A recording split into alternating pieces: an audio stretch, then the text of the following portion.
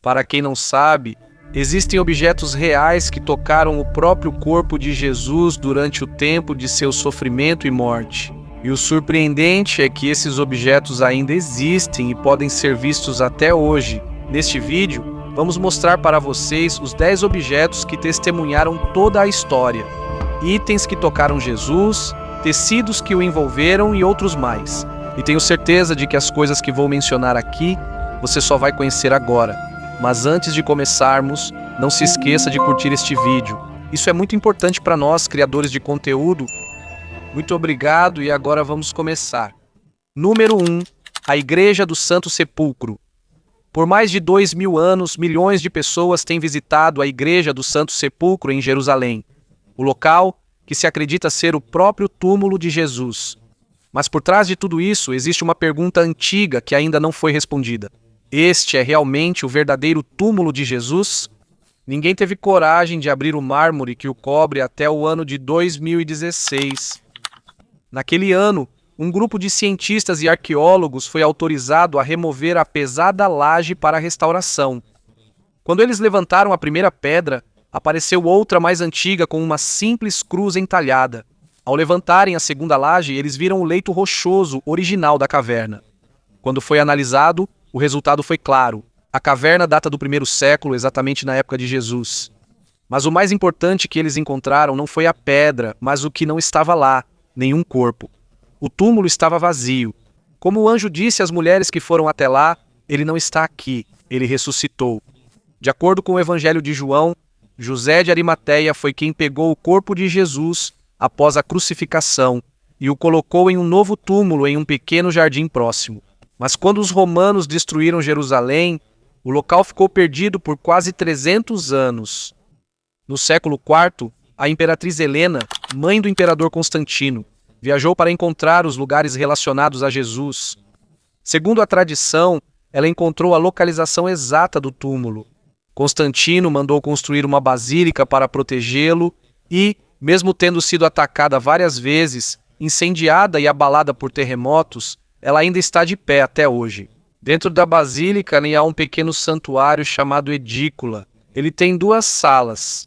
A primeira é a Capela do Anjo, onde dizem que as mulheres ouviram a notícia que mudou o mundo. Não tenham medo, ele ressuscitou. Na segunda sala, encontra-se a pedra original onde o corpo de Jesus foi colocado. Durante muitos séculos, ela ficou coberta de mármore até ser reaberta em 2016. Segundo alguns relatos, há uma luz suave que parece emanar da pedra, algo que a ciência não consegue explicar. Outra parte surpreendente da sua história é que a chave da igreja não está nas mãos de nenhum grupo cristão. Desde o século XII, 2 famílias muçulmanas abrem e fecham a igreja todos os dias. Isso foi feito antigamente para evitar as constantes brigas entre diferentes denominações cristãs sobre quem teria o controle. Até hoje, mais de 800 anos depois, eles ainda são os guardiões. Na frente da basílica, você vai ver uma escada de madeira que ninguém mexe. Ela está lá há mais de 250 anos. Ela não é removida porque acredita-se que pertence a vários grupos ao mesmo tempo e para movê-la, todos eles precisam concordar. Como ninguém consegue chegar a um acordo, ela continua parada no mesmo lugar. Ela é chamada de a escada imóvel. Outra coisa que muitos não sabem é que no mesmo prédio ficam o Gólgota, o local da crucificação, e o túmulo de Jesus. Eles estão separados por apenas alguns passos. Então, dentro da igreja, você pode subir para ver a pedra do Calvário e depois descer alguns minutos para ver o túmulo. A própria entrada do túmulo é pequena e baixa, então você precisa se curvar antes de entrar. É como se você fosse lembrado de ser humilde antes de ver o lugar onde aconteceu o evento mais importante da fé. Lá dentro é muito pequeno e silencioso. É como se você fosse levado ao primeiro século, perto da própria história da morte e ressurreição de Jesus. Ao entrar na igreja, você também não vai deixar de notar a pedra da unção. Dizem que aqui foi colocado o corpo de Jesus quando o tiraram da cruz para ser ungido com óleo antes de ser sepultado. Segundo muitos viajantes, mesmo depois de tanto tempo, ainda sai um cheiro que lembra perfume ou mirra. Parece um sinal, os óleos usados naquela época. Em uma catedral em Turim, Há algo preservado que à primeira vista parece apenas um pano velho. Um pano de linho longo e estreito, amarelado pelo tempo. Mas esse tecido é chamado de sudário de Turim. Dizem que ele cobriu o corpo de Jesus após sua crucificação. Em 1898, um fotógrafo amador chamado Segundo Pia tirou uma foto dele. E quando ele revelou o negativo em seu laboratório, ficou surpreso com o que apareceu. O que antes parecia uma mancha borrada no tecido, tornou-se uma imagem clara de um homem crucificado. Era possível ver o rosto, o corpo e todas as feridas. O homem na tela tinha entre 30 e 40 anos de idade, tinha cabelo comprido, barba e claramente havia sofrido muita tortura. Seu peito estava todo machucado. Havia marcas de espinhos na testa. Havia buracos nos pulsos e nos pés por causa dos pregos. Havia um ferimento na lateral do corpo. Havia arranhões no joelho e havia uma marca no ombro como se tivesse carregado algo pesado.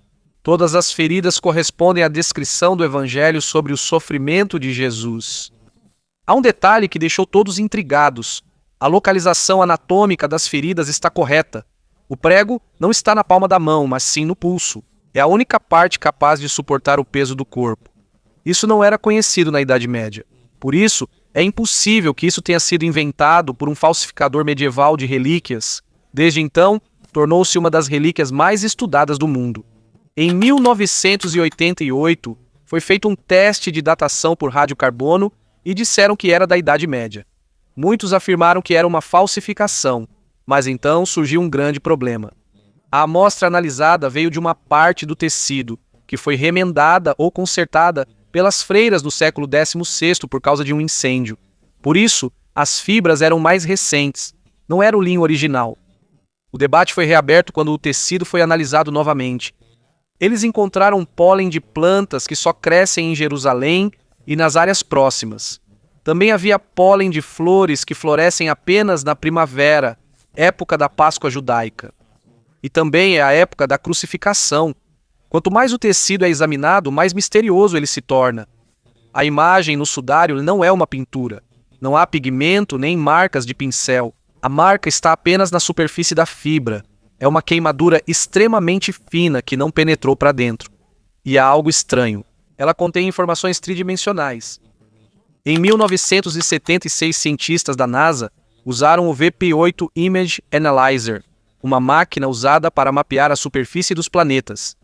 Quando eles processaram o sudário, o rosto e o corpo do homem apareceram elevados, como em uma varredura a laser.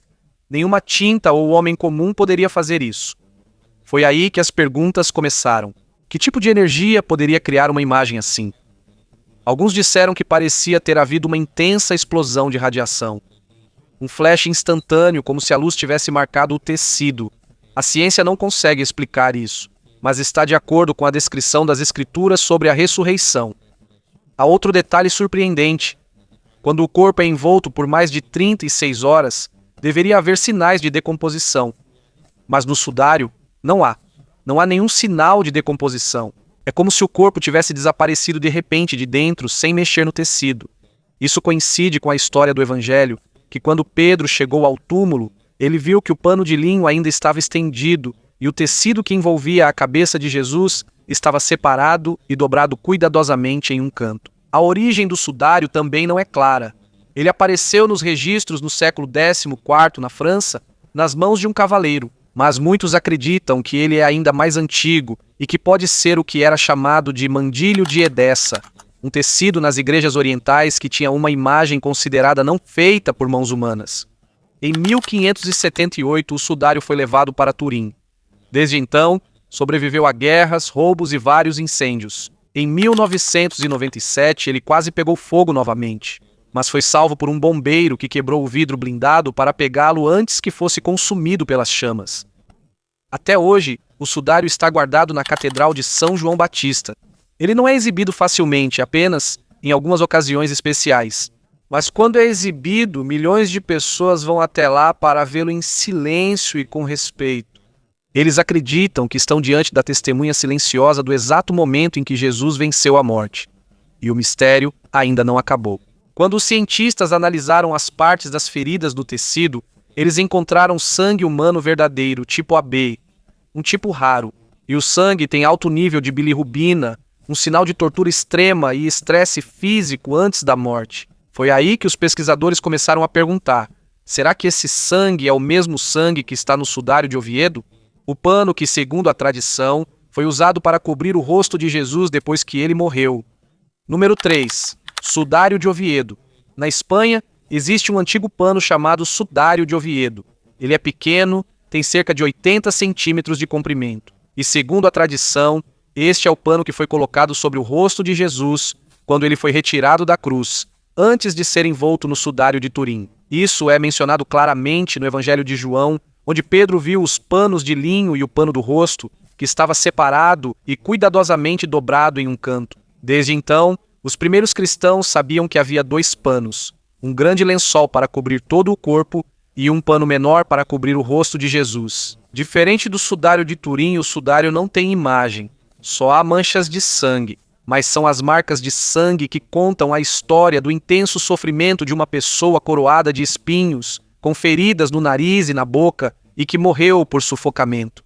A causa mais comum de morte dos crucificados, a grande mancha no nariz e na boca, junto com o fluido pleural, são sinais de intenso sofrimento enquanto a pessoa gradualmente não consegue mais respirar. A ciência forense analisou isso e o padrão é claro. Primeiro, o pano foi colocado no rosto da pessoa enquanto o corpo ainda estava pendurado na cruz. Por isso foi encontrado sangue fresco e coagulado misturados. Depois, parece que também foi enrolado atrás da cabeça, pois há marcas nessa região. Quando o corpo foi retirado para ser preparado para o sepultamento, eles cuidadosamente removeram o sudário e então envolveram todo o corpo com um lençol maior. Por isso, esse pequeno pedaço de pano é como uma parte da própria história do Calvário. O momento em que o rosto de Jesus sangrou até seu último suspiro. A análise mais importante aconteceu quando os cientistas compararam o sangue do sudário com o sangue do Santo Sudário de Turim. A primeira coisa que eles descobriram foi que ambos tinham o tipo sanguíneo AB, um tipo raro na Europa, mas mais comum no Oriente Médio, a região onde Jesus viveu. Mas o que veio a seguir foi de arrepiar. Quando eles sobrepuseram digitalmente os padrões de sangue do sudário ao rosto do Santo Sudário de Turim, tudo coincidiu perfeitamente. O nariz, a testa, a boca, até a direção dos ferimentos, precisão milimétrica. É como se os 2 tecidos tivessem sido colocados sobre a mesma cabeça, na mesma pessoa, no mesmo dia de sofrimento. Eles também encontraram vestígios de aloe e mirra nas fibras do tecido, plantas usadas para ungir o corpo de Jesus. De acordo com o Evangelho de João, capítulo 19. Nicodemos trouxe isso para o sepultamento. Eles também encontraram pólen de plantas que crescem na região. Essas plantas só crescem na Palestina e no norte da África. Por causa disso, surgiu a pergunta: se isso veio de Jerusalém, como chegou à Espanha? Existe um registro da sua jornada. Em 614 d.C., quando os persas invadiram Jerusalém, eles rapidamente retiraram o objeto e o levaram para Alexandria, no Egito. De lá, atravessou o Mediterrâneo até a Espanha, enquanto era protegido dos exércitos invasores. Por fim, o rei Afonso II mandou construir uma sala segura na Catedral de Oviedo para protegê-lo. E ele está lá há mais de 1000 anos. O sudário de Turim está cheio de mistério por causa da sua imagem. Mas o sudário de Oviedo é ainda mais comovente porque é cru, direto e um testemunho claro do sangue e do sofrimento de Jesus antes de ser sepultado. É como a peça que faltava do quebra-cabeça. Quando juntamos os 2 tecidos, o sudário que testemunhou o sangue no Calvário e o santo sudário que testemunhou a ressurreição no túmulo, temos a história completa da paixão e ressurreição. Aquele pequeno detalhe no Evangelho de João, que antes parecia não ter tanta importância, de repente ganhou um significado muito profundo. Realmente existem 2 tecidos usados e 2 peças de evidência que, 2000 anos depois dos acontecimentos, ao mesmo tempo respondem à ciência e à fé sobre o sofrimento e a ressurreição de Jesus de Nazaré. Número 4. Santo Cálice. Na Catedral de Valência, na Espanha, existe uma taça antiga chamada de Santo Cálice. Muitos acreditam que esta é a própria taça usada por Jesus na última ceia, o verdadeiro objeto referido como o Santo Graal. Naquela noite, ele mesmo segurou a taça e pronunciou as palavras que estabeleceram a nova aliança entre Deus e a humanidade. Este cálice é a nova aliança no meu sangue. Arqueólogos analisaram isso usando tecnologia moderna. E o resultado foi surpreendente. A pedra do cálice data do período entre o século II a.C. até o século I d.C., exatamente na época de Jesus. O estilo e o material também correspondem aos cálices judaicos usados na Páscoa no primeiro século. Isso significa que o Santo Graal não é uma invenção ou fantasia da Idade Média. É realmente um cálice antigo, simples e pequeno. É exatamente o tipo de objeto que um carpinteiro de Nazaré poderia usar. A base e as decorações foram adicionadas apenas na Idade Média. Foram acrescentadas para torná-lo mais formal nas cerimônias. Mas a pedra do cálice em si é o que importa. Porque se isso for verdade, foi isso que segurou o próprio sangue de Cristo. Por isso muitos se perguntam como ele sobreviveu até hoje e como chegou à Espanha. Segundo a tradição, o apóstolo Pedro levou o cálice para Roma. Lá ele foi escondido pelos primeiros cristãos e pelos primeiros papas, passando de geração em geração. Quando começou a intensa perseguição dos romanos, muitas relíquias foram destruídas, mas o cálice foi protegido e enterrado no subsolo para ser salvo. No ano de 258, enquanto a perseguição se intensificava, o diácono Lourenço entregou o cálice aos soldados espanhóis antes de ser executado. De Roma, ele foi secretamente levado pelo Mediterrâneo até a Espanha. De lá, foi levado para Huesca, a cidade natal de Lourenço, onde permaneceu até o ano 711, quando o coração da Espanha foi invadido. Por isso, os cristãos o esconderam por quase 8 séculos nas cavernas dos Pirineus, em mosteiros e em lugares remotos. Em San Juan de la Peña, um mosteiro fortificado que leva o nome da montanha de Aragão, os monges o guardaram por mais de 400 anos enterrado nas pedras para que ninguém o encontrasse. No século XV, ele foi levado para a Catedral de Valência, onde permanece seguro até hoje. Isso não é apenas fofoca, foi reconhecido por reis e papas. Até papas dos tempos modernos, João Paulo II, Bento XVI e Papa Francisco, celebraram missa usando o próprio cálice. Já se passaram 2000 anos, mas o cálice ainda está lá, silencioso testemunho da noite que mudou o mundo. E foi daí que surgiu a lenda do Santo Graal. Na Idade Média, trovadores e monges pegaram a história do cálice da última ceia e a expandiram. Eles transformaram isso em um objeto mágico que concede vida eterna, cura feridas e conecta as pessoas diretamente a Deus. Mas, segundo a lenda, não é qualquer um que pode vê-lo. Somente quem tem o coração mais puro é digno de encontrá-lo. Foi aqui que começou a famosa história do rei Arthur e dos cavaleiros da Távola Redonda. E à medida que a lenda crescia, começou a busca interminável pelo Graal. Muitas expedições foram lançadas. Houve cruzados que morreram na busca. Existem segredos e sociedades secretas que acreditam que isso pode mudar o mundo. E no centro de todas as lendas havia um grupo que se tornou o foco das suspeitas, os Cavaleiros Templários. Eles eram monges guerreiros que protegiam os peregrinos em Jerusalém. Mas a sede deles ficava exatamente no lugar onde um dia esteve o Templo de Salomão. Foi aí que começaram os boatos de que eles cavavam secretamente debaixo do templo, procurando a Arca da Aliança, a lança que perfurou Jesus. E, acima de tudo, o Santo Graal. A riqueza e o poder dos templários cresceram. Os boatos aumentaram de que eles já tinham encontrado o Graal. Mas em 1312, o rei Filipe, o forte da França, que tinha inveja deles e estava profundamente endividado com eles, destruiu a ordem. Muitos membros foram queimados e mortos. Antes de morrer, o líder deles, Jacques de Molay, disse que o rei não conseguiu pegar a riqueza deles, porque já tinham escondido tudo. Foi aí que o mistério começou. Onde eles esconderam o Graal? Existe uma lenda que diz que 4 cavaleiros escaparam do castelo de Montsegur em chamas. Eles carregavam algo mais valioso do que ouro, o Graal. Há também uma teoria de que ele foi levado para a Escócia durante tempos de conflito e escondido na capela de Roslin, um lugar cheio de entalhes estranhos e símbolos que os estudiosos não conseguem entender até hoje. Nos séculos seguintes, a história se espalhou. Sociedades secretas, reis e até conquistadores procuraram por ele, inclusive Adolf Hitler. Ele acreditava que o cálice tinha um poder espiritual que poderia conceder dominação. Ele enviou um grupo secreto para Montserrat, na Espanha, mas eles não encontraram nada. Enquanto milhares de pessoas morriam procurando por uma lenda, o verdadeiro cálice estava silenciosamente escondido em Valência.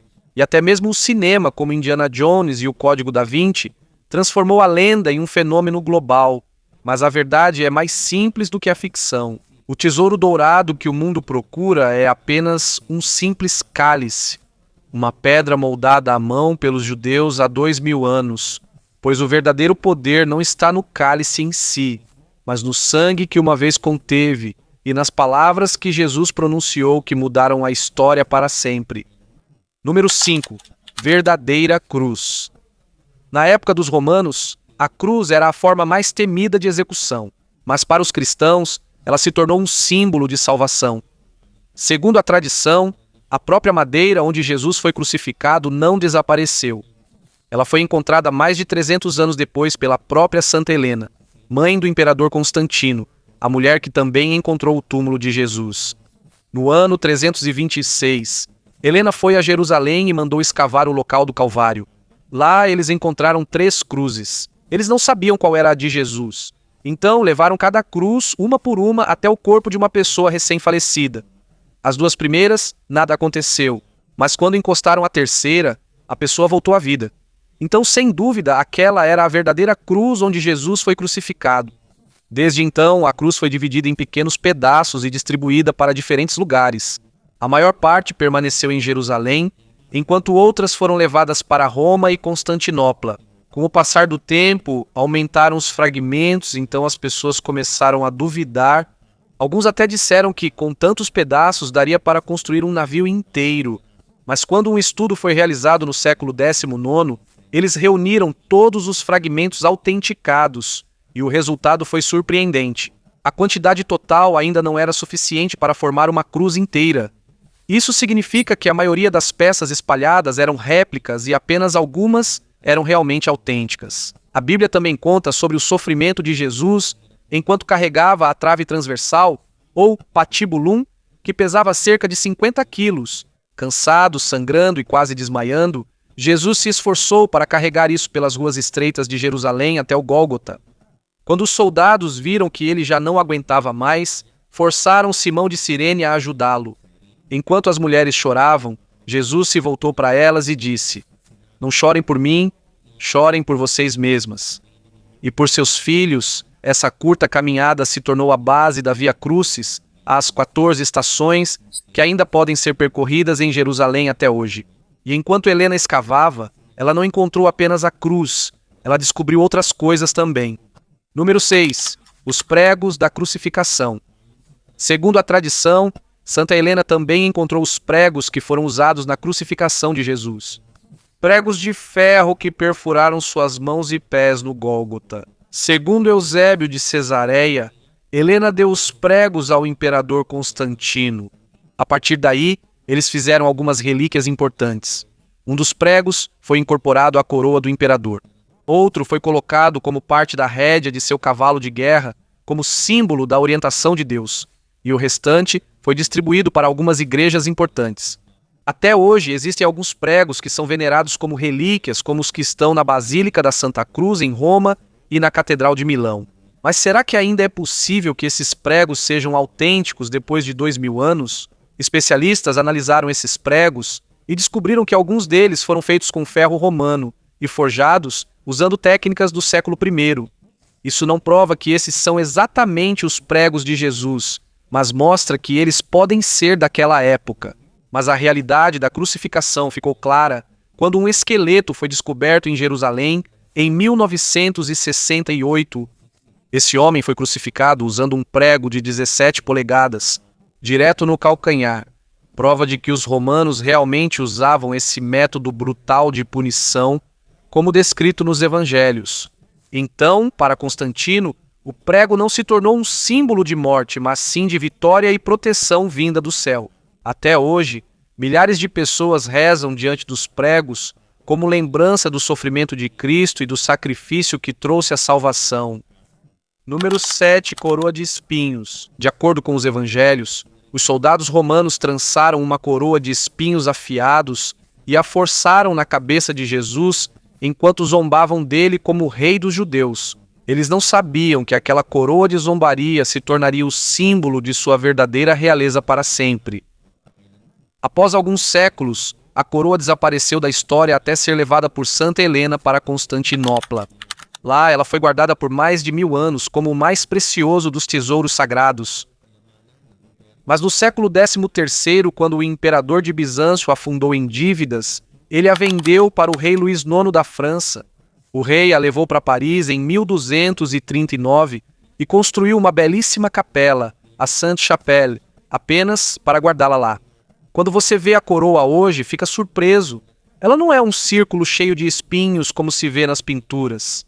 É um círculo trançado de juncos ou capim e só depois foram adicionados os espinhos. Ao longo dos séculos, quase todos os espinhos foram retirados e distribuídos como relíquias para várias igrejas na Europa. Em Paris, restou apenas o círculo de junco trançado de 20 centímetros de diâmetro e alguns espinhos, que também foram analisados por especialistas. Eles descobriram que o material vem de uma planta que cresce no Vale do Jordão e é estimado ser do primeiro século da própria época de Jesus. E mesmo tendo passado por guerras e roubos várias vezes, a relíquia permaneceu intacta. Sua maior provação foi em 15 de abril de 2019, quando a Catedral de Notre Dame pegou fogo. Enquanto o mundo inteiro assistia à torre desabar, todos temiam que a coroa pudesse se perder nas chamas. Mas os bombeiros entraram junto com o capelão Jean-Marc Fournier e arriscaram suas vidas para salvar a coroa. No meio do fogo e da fumaça, eles conseguiram carregar o relicário e levá-lo para fora em segurança. Quando viram que ele estava intacto no dia seguinte, tornou-se um símbolo de esperança. A coroa do sofrimento sobreviveu novamente ao fogo como um lembrete da ressurreição. Enquanto a Notre Dame está sendo reconstruída agora, a coroa está sendo guardada no Louvre e só é exibida durante a Sexta-feira Santa. O antigo instrumento de humilhação tornou-se um sinal sagrado do amor e sacrifício de Cristo. E cada espinho espalhado por diferentes países serve como um lembrete de que, mesmo com o sofrimento espalhado, a mensagem de esperança ainda é mais forte. Número 8. Escadaria Sagrada. Em Roma, em frente à Basílica de São João de Latrão, há 28 degraus de mármore chamados de Escadaria Sagrada. Segundo a tradição, esta é a própria escadaria do pretório de Pôncio Pilatos, a mesma escada que Jesus subiu no dia do seu julgamento. Foi aqui que ele subiu com a coroa de espinhos, com as costas ensanguentadas, enquanto a Bíblia diz que Pilatos levou Jesus e mandou açoitá-lo. Foi nesses degraus que pela primeira vez se ouviu a pergunta de Pilatos: o que devo fazer com Jesus, chamado Cristo? Aqui também foi confirmada a sentença de sua morte. Se a escada estava em Jerusalém, como ela foi parar em Roma? Assim como outras relíquias, foi Santa Helena quem a trouxe no século IV, quando ela visitou os lugares do ministério de Jesus. Ela acreditava que essa era a própria escada por onde o Salvador passou. Então enviou-a para Roma para ser preservada. Desde então existe um ritual de penitência. A escada não é subida com os pés, mas de joelhos, enquanto se reza em cada degrau. Até hoje, milhares de pessoas fazem isso todos os anos. Por causa dos milhões de joelhos que passaram por aqui, o mármore já está profundamente desgastado. Arqueólogos também examinaram a escada e descobriram que o mármore é do século I e veio de pedreiras próximas a Jerusalém. Compatível com a época e o local de Jesus, ela agora está apoiada em madeira para que a pedra não se desgaste completamente. Mas há pequenas janelas de vidro onde se podem ver manchas escuras que, segundo a tradição, são o sangue de Jesus. Em 29 ocasiões, pela primeira vez em 300 anos, a madeira foi removida, permitindo que os peregrinos vissem e tocassem o mármore original, assim como as marcas que dizem ser o sangue do Salvador. Há algo mais que muitos não sabem. Segundo uma antiga história, certa vez Martinho Lutero subiu a escada santa em sua busca por perdão, mas enquanto subia de joelhos, percebeu que esse não era o caminho para encontrar Deus. Essa experiência acendeu dúvidas que, no final, levaram à Reforma Protestante, uma mudança que dividiu o cristianismo até hoje. Assim, a escada que antes foi lugar de julgamento tornou-se caminho de fé para milhares de pessoas ao longo de 2000 anos. De uma simples pedra comum, tornou-se uma relíquia viva, uma ponte de volta ao próprio momento do julgamento de Jesus. Na cidade de Trier, na Alemanha, é guardada uma relíquia muito importante, a túnica sagrada de Cristo, que, segundo a tradição, foi a própria roupa usada por Jesus no dia de sua crucificação. A Bíblia dá uma pista sobre isso. No Evangelho de João diz que a túnica de Jesus era sem costura. Foi dito que era inteira, de cima a baixo, sem nenhuma costura. A túnica de Trier é exatamente assim. Uma antiga túnica de lã marrom avermelhada, tecida em uma única peça, sem emendas, sem costuras. Segundo o Evangelho, Jesus foi despido de sua túnica no Gólgota. Mas, em vez de rasgá-la para dividir entre eles, os soldados decidiram lançar sortes para ver quem ficaria com ela. Sem saberem que estavam cumprindo a profecia, dividiram minhas vestes entre eles e sobre minha túnica lançaram sortes. Como isso foi parar na Alemanha? Segundo a tradição, Santa Helena encontrou isso em Jerusalém e levou para Trier, a cidade onde ela morou por um tempo. Desde então, a Catedral de Trier se tornou o lar da túnica. Sempre que ela é exibida ao público, milhões de fiéis se aglomeram para vê-la, fazendo de Trier um grande centro de peregrinação. Por ser muito antiga, ela já foi reforçada e protegida várias vezes, por isso não é fácil realizar testes científicos. Mas ela continua sendo uma das relíquias mais reverenciadas da história. Para a fé cristã, a túnica sem costura é um símbolo de unidade. Assim como a roupa que não foi rasgada, a igreja também é chamada a permanecer unida em Cristo. Número 10. Terras de Longino. No dia da crucificação, os soldados vieram para garantir que os crucificados já estavam mortos. Eles quebraram as pernas dos 2 ladrões, mas quando chegaram até Jesus, viram que ele já estava morto. Então um soldado perfurou o lado dele com uma lança, e imediatamente saiu sangue e água. Esse detalhe corresponde ao sinal médico de coração rompido e fluido nos pulmões. Os primeiros cristãos chamaram esse soldado de Longino, e ele foi o primeiro gentil a declarar: verdadeiramente este era o Filho de Deus. Ele deixou de ser centurião, pregou na Ásia Menor e, mais tarde, foi decapitado por causa da fé. Algumas igrejas hoje afirmam possuir a lança. Uma no Vaticano, uma na Armênia e a mais conhecida está em Viena. Hitler reivindicou essa lança, acreditando que ela lhe daria poder, mas ela foi recuperada pelos aliados no mesmo dia da sua morte. A ciência não tem certeza de qual é a verdadeira lança, mas o ponto mais importante é claro. A lança que deveria provar a morte de Jesus tornou-se evidência de seu sacrifício, e essa ferida se tornou o símbolo da crucificação, o nascimento da igreja.